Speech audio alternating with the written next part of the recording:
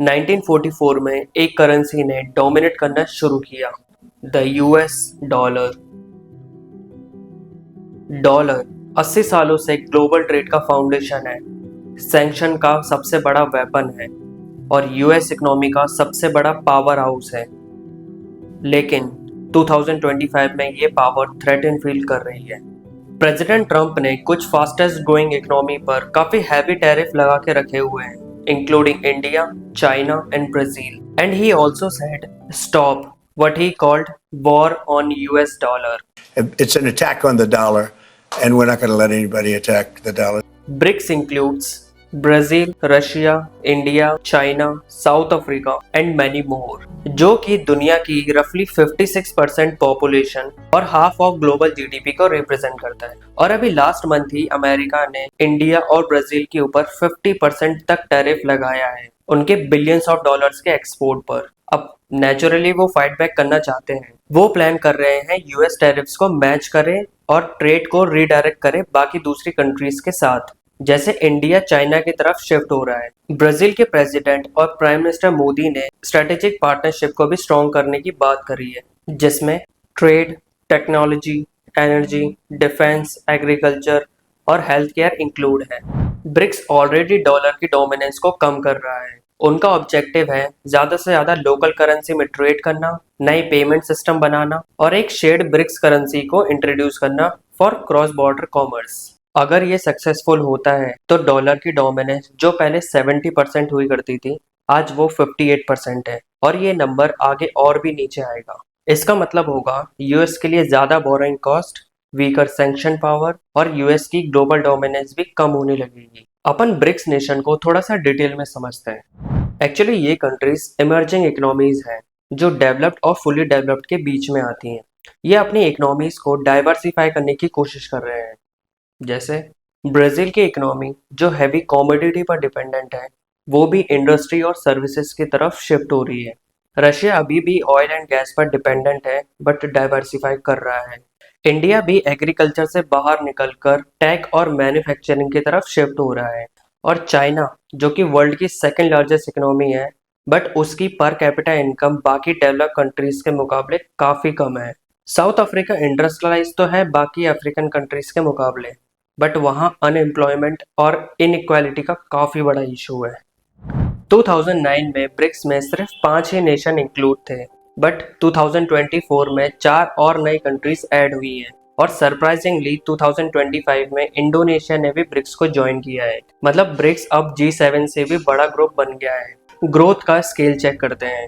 2009 में G7 की सबसे बड़ी जीडीपी थी, लेकिन 2025 में ब्रिक्स ने हाफ ऑफ ग्लोबल जीडीपी और 2/3 ऑफ ग्लोबल पॉपुलेशन को अचीव किया है। मतलब ब्रिक्स अब G7 से भी बड़ा इकोनॉमिक ब्लॉक बन गया है।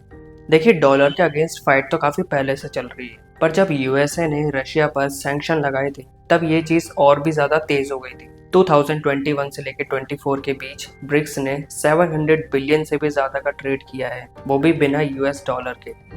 चाइना के क्रॉस बॉर्डर ट्रांजैक्शन में अब युआन ने यूएस डॉलर को ओवरटेक कर लिया है। 2020 में मोस्टली ट्रांजैक्शन यूएस डॉलर में होते थे, लेकिन 2025 में 50% से भी ज्यादा ट्रांजैक्शन अब युआन में होने लगे। इवन बैंक्स भी युआन को अडेप्ट कर रहे हैं, जस्ट लाइक डीबीएस बैंक।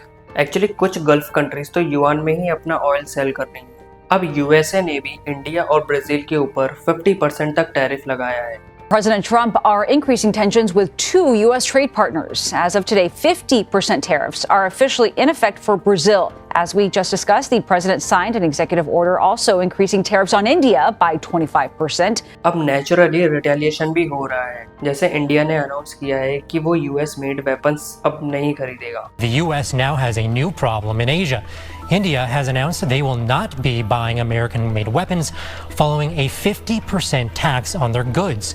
और सेम चीज ब्राजील भी कर रहा है। साथ में दोनों कंट्रीज अपनी सप्लाई चेन को ब्रिक्स कंट्रीज के अंदर ही रिडायरेक्ट करने की बात कर रहे हैं।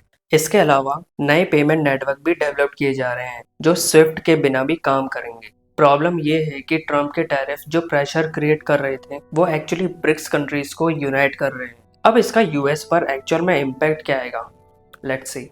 यूएस कंज्यूमर्स और बिजनेसेस को लगभग 56 बिलियन डॉलर्स की एक्स्ट्रा कॉस्ट पे करनी पड़ सकती है, वो भी हर दिन गुड्स के प्राइस बढ़ने पर। ब्रिक्स के रिटेलिएशन का मतलब यूएस के exports like agriculture, aircraft, tech में बिलियंस ऑफ डॉलर्स का लॉस हो सकता है। और ब्रिक्स कंट्रीज के पास रेयर अर्थ मेटल्स, एग्रीकल्चर और ऑयल जैसे क्रिटिकल कमोडिटीज भी है। अगर वो अपने एक्सपोर्ट्स को रिस्ट्रिक्ट करेंगे तो इससे यूएस मैन्युफैक्चरिंग और डिफेंस को बहुत बड़ा इम्पैक्ट होगा।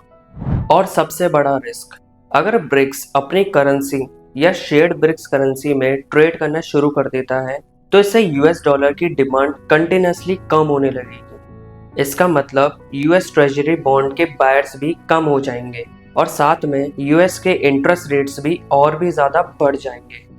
ऊपर से यूएस की सैंक्शन पावर भी वीक हो जाएगी जब कंट्रीज को डॉलर की जरूरत ही नहीं पड़ेगी।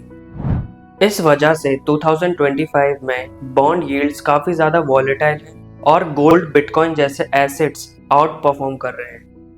मेरा पर्सनली ऐसा मानना है कि ये एक लॉन्ग टर्म ट्रेंड है जो डेकेड से चलता आ रहा है। बट क्वेश्चन ये अराइज होता है कि डॉलर कोलैप्स हो जाएगा? I don't think so, but weak होना सर्टेन है। इन जियोपॉलिटिकल टेंशन की वजह से इंडियन मार्केट ने भी काफी ज्यादा वीक परफॉर्म किया है, जो कि शॉर्ट टर्म के लिए ही होता है। लॉन्ग टर्म में तो सारी चीजें ठीक ही रहेंगी। एंड रिमेंबर, दुनिया बदल रही है। टैरिफ और ब्रिक करेंसी की टॉक एक रिमाइंडर है कि ग्लोबल सिस्टम हमेशा इवॉल्व करता है।